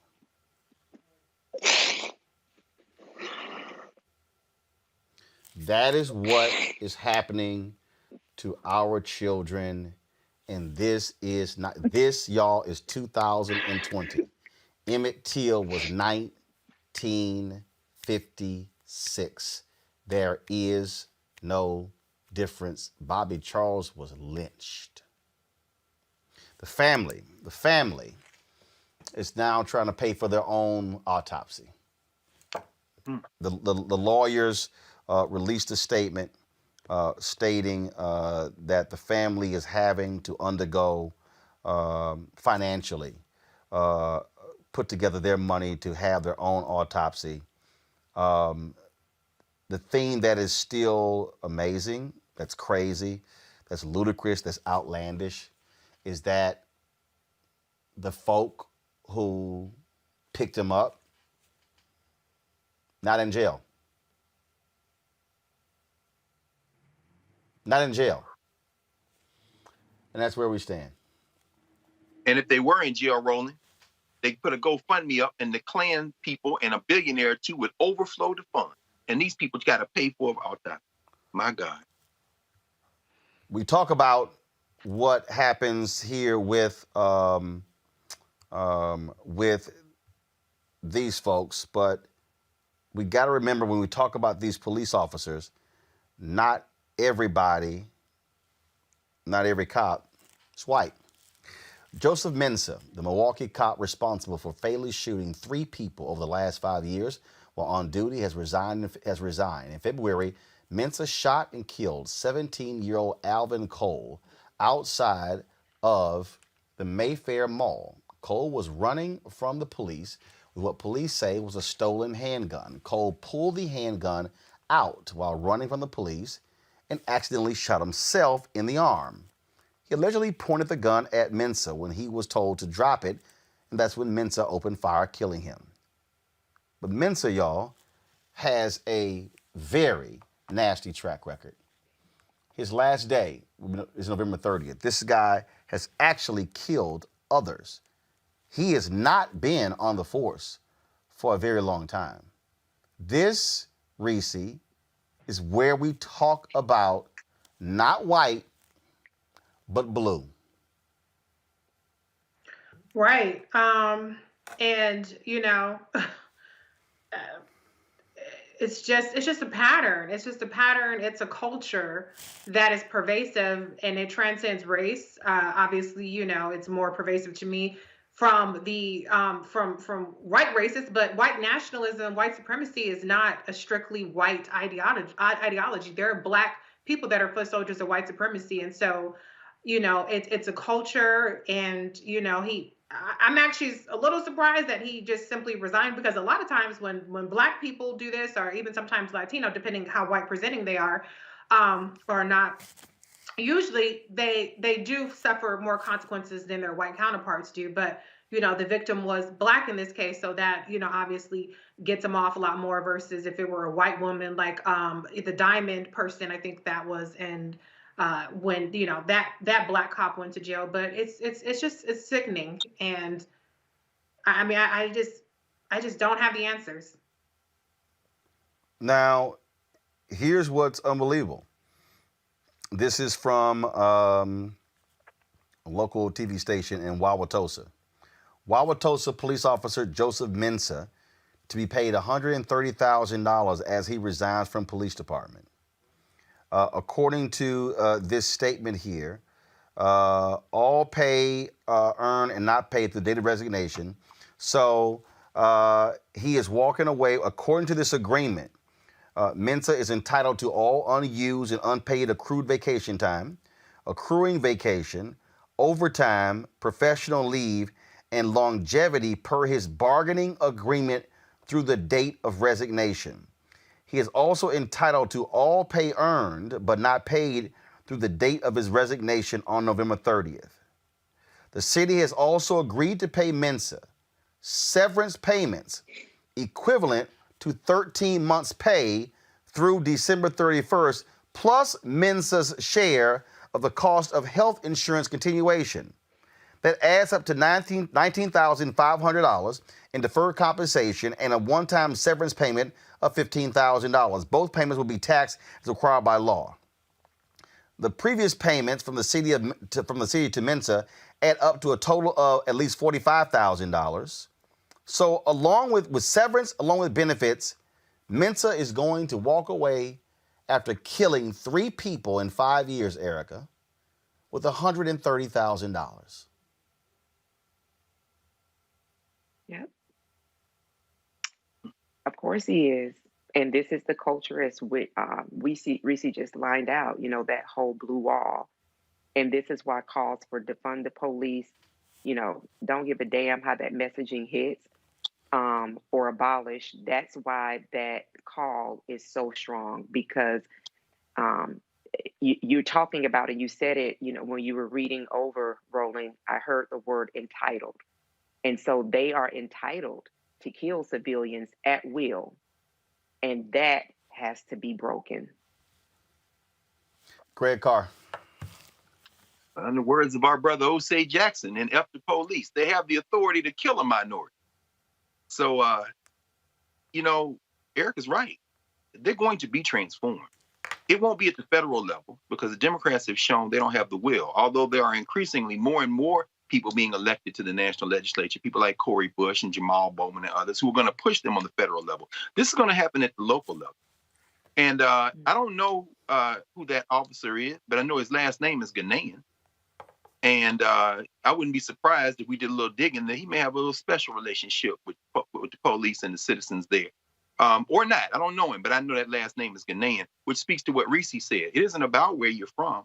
When you don that uniform, you take on another identity. And there's a reason why, we as you started with Trump and all this stuff going on with the election and him, it's not really about the election, as you say. He is stoking the fire. He is continuing to give a focal point to a rage that has suffused the entire society. So what he's saying is, it's okay, y'all. Your primal scream. Do what you want to do. And so he's going to take that $130,000 cushion, relocate somewhere, and somebody's going to give him another badge and gun, and he's going to continue his process. And I'll end with this. The one shining light in this story, and it's certainly relative, is the fact that the police union negotiated that in collective bargaining. But the Democratic Party, if they want to continue as a unified party, need to understand is that labor, what you've showed us over and over on this show, organized labor is one of the keys to changing this entire situation. If people say they're against unions, however, when it comes to the police union, they somehow look the other way, you understand that type of collective bargaining power needs to be held by every union in this country. And if you are working, you need to be a member of organized labor, because he's walking away with something that has been given to him, not because of him as an individual, but because of how that society, how that community, how this country has viewed police unions. Drop the police off and treat all unions that way. There's a lesson in there, small though it is, about the power of organized labor. Absolutely. Got to go to commercial break. When we come back, we'll talk COVID-19 in the United States. That is next. Roland Martin Unfiltered.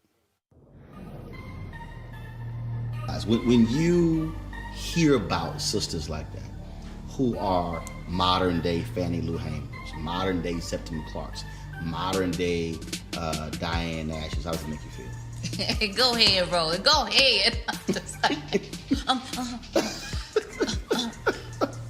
You know who I like? Angela Rye. Mm-hmm.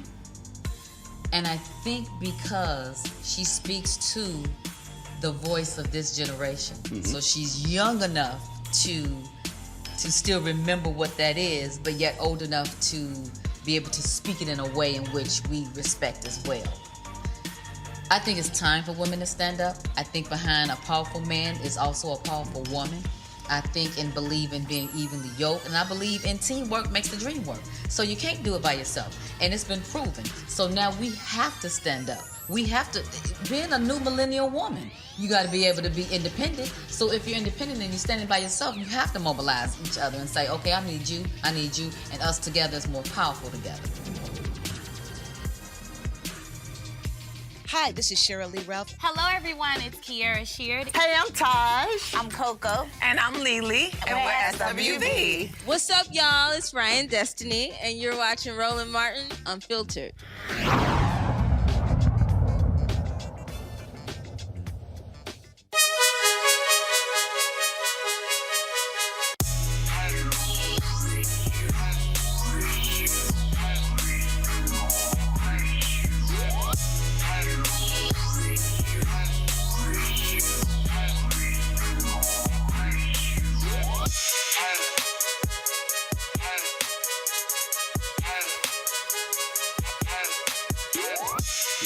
Hey, folks at Seek.com, they're supporters of our show, and they have two fantastic products, this virtual reality headset right here and the 360-degree 4D headphone. With the virtual reality headset, If you want to watch the VR content on Seek.com or other 360-degree video, all you gotta do is just get one of these headsets, pop your phone right in, and you can actually be right in the room where the content was shot. It's really compelling. It's really compelling content there. One of the things that I also love about it is Ken, watching this video, people who've been hang gliding on roller coasters and things along those lines, and you literally feel like you're right there with them. They also have, of course, the headset, which you can use for gaming, for music, for videos, you name it. It's Bluetooth. Amazing sound, tremendous bass, and literally the sound goes all across your head. Mary Spio, a sister, she is the founder of this company. She actually also designed and created these products right here. If you want to get one, or both, or even subscribe to Seek.com and their VR content, simply use this promo code RMVIP2020, RMVIP2020, and you can do so. And so we certainly, again, appreciate them being partners with us here at Roland Martin Unfiltered. All right, folks, as of today, there are over 11 million cases of COVID-19 in the U.S. More than 250,000 people have died from the virus. The CDC predicts the country's COVID-19 death toll could reach upwards of 300,000 people by the end of the year. In New York, schools will close again as cases continue to spike. President-elect Joe Biden spoke with frontline workers and informed them that the Trump administration is holding this country back from moving forward and getting the virus under control. We should be further along. One of the problems that we're having now is the failure of the administration to recognize. The law says that the General Services Administration has a person who recognizes who the winner is, and then they have to have access to all the data and information that the government possesses to be prepared. And it doesn't require there to be an absolute winner. It says the apparent winner, the apparent winner. And we've been unable to get access to the kinds of things we need to know. Medical experts warn if Trump administration doesn't cooperate with Biden and his team, then we will see more COVID deaths in this country. We need to all be pulling together now to make sure that nothing falls through the cracks. If we don't, we may end up with unnecessary hospitalizations, unnecessary chronic disease, unnecessary death, and unnecessary empty chairs at holiday tables. But not only that, Greg, we also are seeing here reports that of how the Trump people are really trying to screw the Biden-Harris team as much as possible. Steve Mnuchin, the Treasury Secretary, is now calling for the Fed return money that was sent to them, also ending some emergency loan programs, not willing to extend them through the year. They want to end them at the end of the year to make it harder. So now the Biden folks got to restart the programs. We're still in a crisis. Then, according to one of the advisors, they told CNN that they are purposely with the pullout of troops in Iraq, with what's happening, trying to potentially bomb Iran and other things, they are actually trying to create more national security issues for the Biden people as well. These corrupt thugs, this is the equivalent of setting the entire government on fire, burning everything with a new administration coming in. And I remember the lie when Republicans said the Obama people removed the keys from whatever the hell they tried to make up. It was a lie. It was an absolute lie. But this is a literal attempt to decapitate the new administration before they even walk in. Absolutely. And I congratulate them on spelling out for anyone, taking away the excuse anyone gives that we live in a country. When they say America, they mean them. That's what they mean. And so this is a strategy in terms of the administrative side to sabotage this administration. If they can get through the 24-month period, come back to the midterms and try to reassert. This is the white nationalist party strategy. When they are the minority, they are completely obstructionist.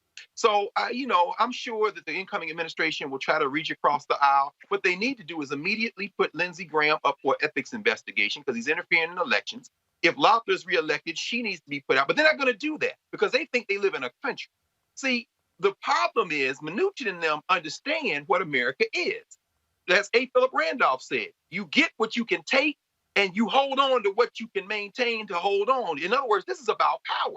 The census reported today that they don't think they're going to be finished until the third week of January at the earliest. That's putting it just outside the reach. But what did Trump and them want to do? They wanted to not count people who are not citizens. The damn Constitution says every person in the country. What does that mean, finally? That means that these people understand something fundamentally about America that apparently a lot of people, including the 44th president of the United States, looking at his new biography, simply don't get. When they say America, they don't mean you. And if they're not in charge, they will destroy it or obstruct it until they're back in charge. Until we grasp that fact, we're going to be victims. Amen. It's real clear what they want to do, Erica.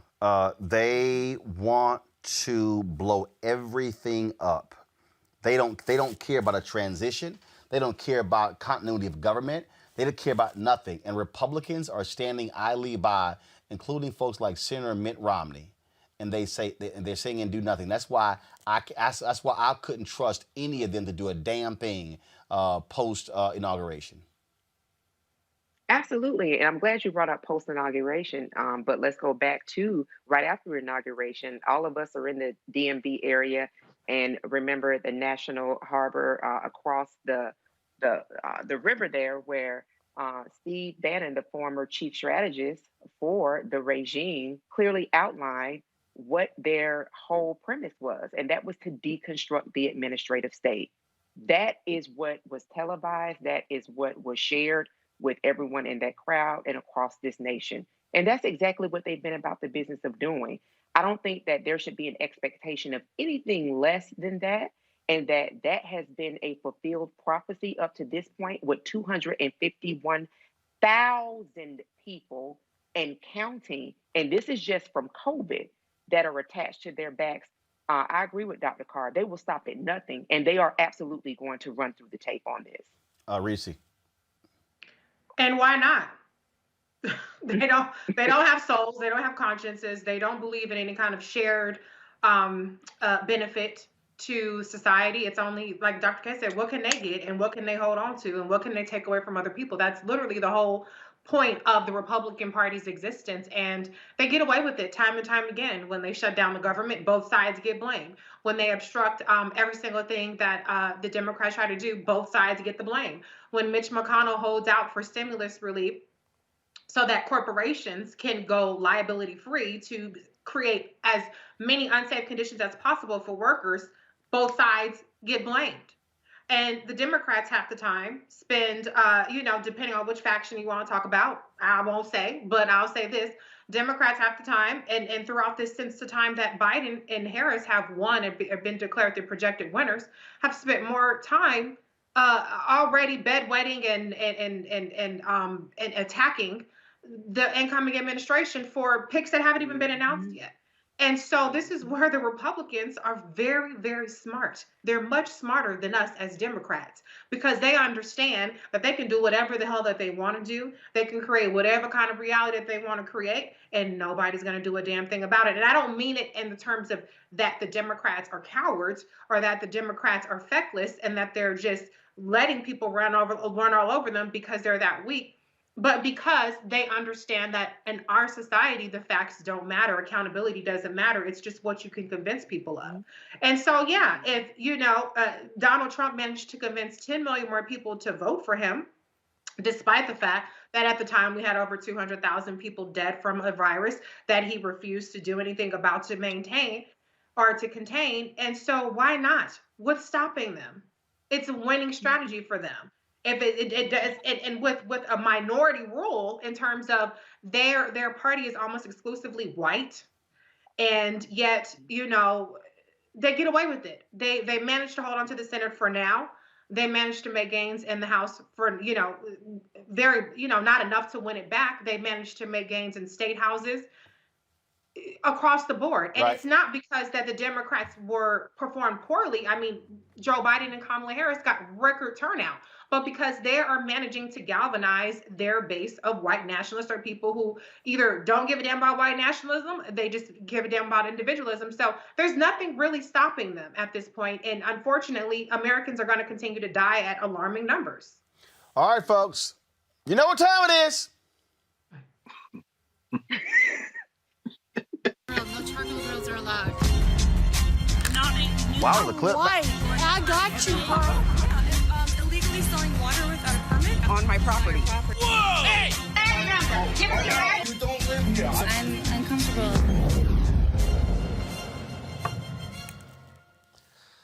Autumn Tillman of San Francisco says her neighbor has been spouting racist rants in the building's hallway for years. She finally decided to confront him, and lucky for us, she captured all on video. Do you ever shut the up? Ever shut the up in front of my door with your racist every day? You are this, Asians that. To go live in Asia. Funny how it's a white country. 200 years of white supremacy. If you thought Asian lives matter, they don't matter to us one bit. So, Reese, she confronted him. A local station interviewed him. He made it clear, hey, we should only look at white. I only care about men. I don't care about Asians, black people. I mean, that's the whole deal there. To me, if you're the building, you boot somebody like that out. I mean, this is an unrepentant bigot. And why not be? It's Trump's America for now. So what's the point of even hiding? Come on out. Wave that flag. Wave that white supremacist flag so everybody can see it. What's going to happen? I mean, you know, for a while there, we had a decent run with people going viral and, oh, this person lost their job and then they passed the Karen Act or whatever else in some places. But what's stopping them? You can't reason with these people. This is what they believe.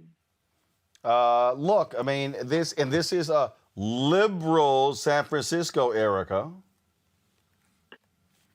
Ooh, child, liberal, progressive, all these cute terms. These folks are white. Okay, the beginning and end of the day, they are absolutely white. They relish in their whiteness. They are 1000% white. I don't care if they marry somebody black. I don't care if their best friend is black.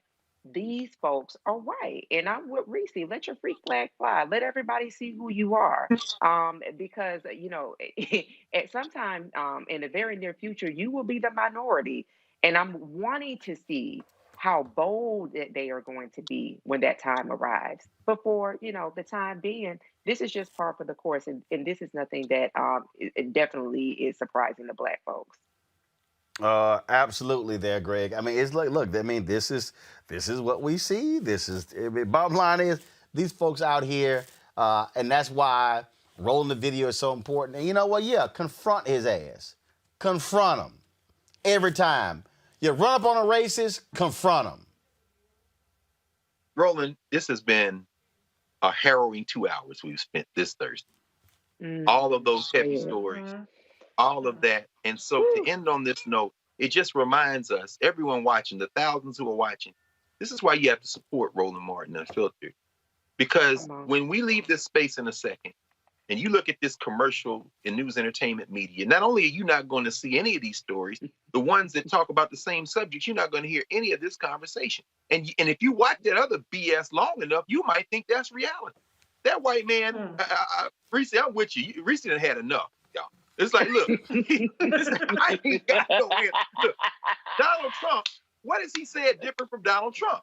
Nothing, except what Trump is doing, McConnell and them, they have weaponized this man, and now he can just walk the halls. Yeah, he's in San Francisco, but they have priced out the kind of people that wouldn't film that.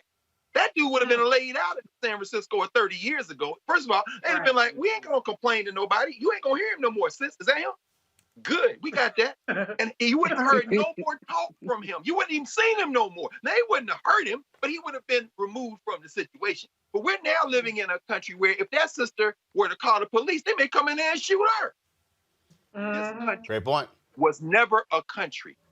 So the important thing is to understand, either this thing gonna be reconstructed from the bottom up, or it's going to be war in the street. Because white boys like that talking, you know, they get hands in a lot of places. And we can do this here, folks. Let's see here, 8 minutes ago. Go to my iPad, the Associated Press. They have called Georgia for Joe Biden. They said that after another recount, bottom line is, this race is over. Joe Biden has won Georgia. And trust me, MAGA world is sick of pooping in their pants, trying to figure out how in the hell do they flip a red state. I told y'all keep playing with fire. And so here's the deal. Y'all keep going after Warnock. Y'all keep trashing him. I'm telling you right now, we coming for y'all, every single one of y'all. Then I saw this story where they said Laura Trump, she might run for the U.S. Senate seat in North Carolina. Oh, we gonna come for your ass big time. Oh, let's just be real. Let's just be real clear, Laura Trump. We gonna come for you. And so, folks, we're going to be on top of this stuff. We're going to be covering these stories. That's why we are here. To Greg's point, look, I know it's difficult. I know it's tough. But here's the other piece. That story out of Florida, look, they're not spending time covering these things with what's happening. Now, they're not having Natalie Jackson on or Ben Crump on talking about these stories. That's why this show matters. That's why it matters, where we actually control the narrative. We control the conversation. I don't have to ask somebody's opinion or ask them, can we please cover black stuff? No, that's not happening. And so that's not how we roll. So we're not following what everybody else do. Sure, I got the news on in here. We don't follow what they do. You know, MSNBC right now got an exclusive with Barack Obama about his new book. Now, y'all know Obama not gonna come talk to me. Never. And I ain't got nothing against him, but I'm just saying. That's a mainstream. You might mess around and Skype in Jeremiah Wright. I'm just saying, that's a mainstream thing. The kind of questions I'm going to ask going to be a little different than what everybody else asking. I'm just saying. So the bottom line is, that's why we matter. That's why we need y'all to support what we do. We have more than 15. Let me, you know what? Some folks sent some checks in today. So Gregory Smith, thank you for your check. Let me thank W. Matthews and J.A. Matthews for your $100 contribution to the show. Thank you, Roland Martin. Keep up the good work. Walter and Joanne Matthews. I appreciate that, Walter and Joanne Matthews.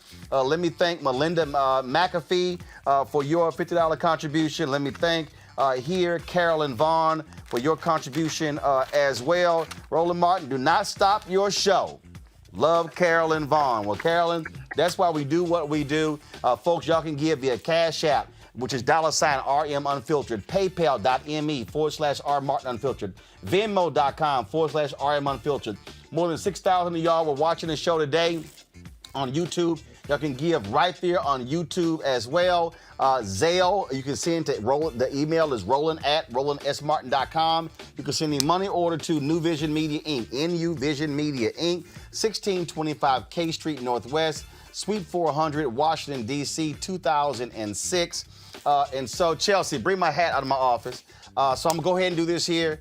And so, y'all three, first ones who I get to tell. So, we have, first of all, y'all, let me tell y'all, the panelists who we had on our show have been unbelievable. They volunteered their time to do this here. And so I appreciate their contributions on the show as well. So, what's about to happen is this here. And so, it already, first of all, the company kind of messed it up, but so y'all see I'm rocking the zip up today. They kind of mess it up because the color's orange. Y'all see my logo's red. So they send the new order. So all the regular panelists on our show, okay, I was gonna surprise them, but I'm gonna go ahead and say it right now since Greg, Reese, and Erica on. And all the panelists on our show are going to receive these zip ups we have right here. They're going to receive a hoodie. They're going to receive one of these baseball caps right here. All right. Then they're going to receive a beanie. And then also a T-shirt and a sweatshirt. So each of our panelists are going to receive that. And so, again, we thank them for all they do. We thank the Appreciate three of you. Bob. And so that will be, so y'all, all my panelists are going to be getting an email from Jackie asking for y'all sizes and asking for the address. So I need y'all to answer the damn email timely so I can mail these things out next week. Okay? All right. Thank you. That's how Appreciate you. I ought to make you black folks drive by and like have a tent outside and just say here. So we'll work that thing out. And so I appreciate it. Folks, I'll see y'all tomorrow. 3 of y'all have a great day. We got to go. Holla!